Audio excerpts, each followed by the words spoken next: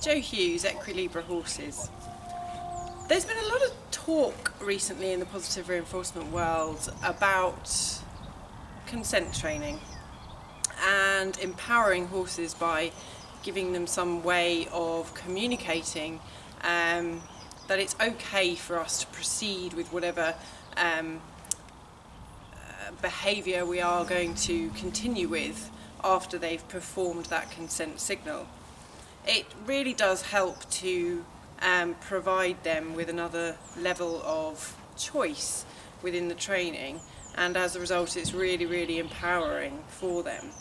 There's lots of different ways of doing that, but the one that I just want to show today is how actually just paying attention to the horse's body language signals, as well as giving them the option to participate in the training generally by almost offering them some kind of a way of starting the whole process, even if the process that follows is actually slightly unpleasant and slightly aversive, which in this case I'm going to demonstrate with an eye sort of, I'm going to start opening her eye for a husbandry eye care behaviour. I'm going to demonstrate between what happens if I go to her and show what's happening when I move myself and my hand towards her eye, as opposed to giving her control over the situation where she can come to my hand when I open up my fingers, and she can come and start that process by saying, yes, I'm ready now. And it's really quite interesting to see the different emotional state that is shown between the two different ways of approaching this, both of which are behaviours which will be positively reinforced as the direct consequence.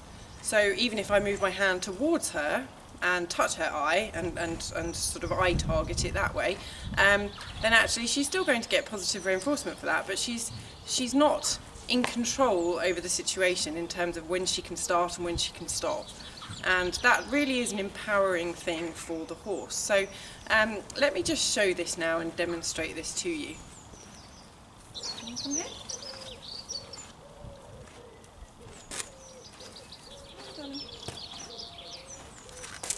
Yeah. So if I go and move my hand towards her now, you can see that actually she's alright, but she's not really particularly engaged with this process.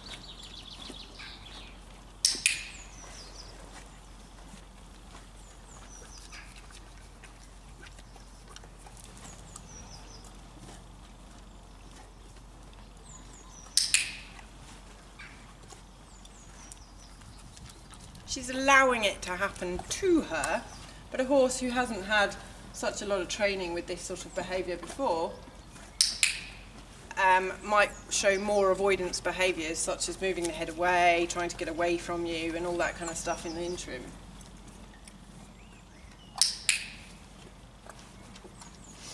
But if I'm just going to start using a consent signal, then actually what I want to do is offer her a way of starting this process. So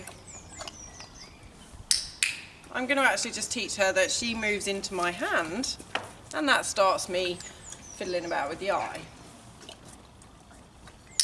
Only if she gives me that move into towards my fingers will I then move on and start to open the eye. I don't know if you can see that.